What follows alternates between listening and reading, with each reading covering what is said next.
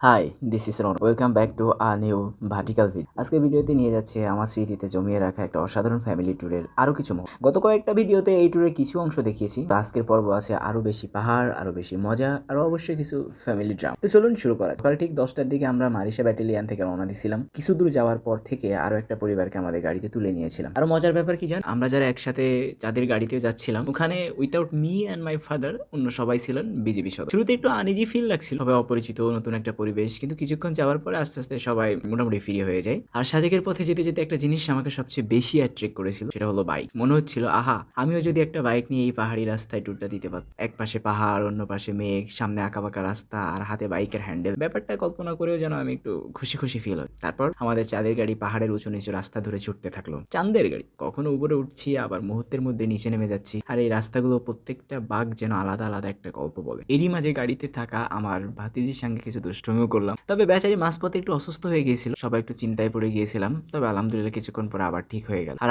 আমি তখন পুরোপুরি ট্যুরের ভাইবে ঢুকে চারপাশের পাহাড়, ঠান্ডা বাতাস, রাস্তার সৌন্দর্য সবকিছু নিজের মতো করে উপভোগ করার চেষ্টা। কারণ কিছু ট্রিপ শুধু ঘুরে আসার জন্য নয়, কিছু ট্রিপ আমাদের স্মৃতিতে একটি অংশ হয়ে যায়। অবশেষে দীর্ঘ পথ পাড়ি দিয়ে আমরা পৌঁছে গেলাম আমাদের রিসোর্টে, মেঘমালা রিসোর্টে। ঢোকার পরে শুরু হলো দিনের সবচেয়ে গুরুত্বপূর্ণ। আমি আর আমার ভাতিজি কে কোন রুম নেবে, মানে এতক্ষণে পাহাড় জয় করে এসেছি, এখন রুম নিয়ে মারামারি। কিন্তু সবচেয়ে মজার ব্যাপার হলো শেষ পর্যন্ত ও কিন্তু 2 রুমেই থাকে। কখনো আমার কাছে ঘুমাচ্ছে, কখনো ওর বাবার কাছে যাচ্ছে। আর বাবা তো রিসোর্টের ভিউ দেখে একেবারে অবাক। চারপাশে পাহাড় আর প্রকৃতির সৌন্দর্য দেখে বাবার অবস্থা এমন, এত সুন্দর জায়গাটা বানাইছে কিরা।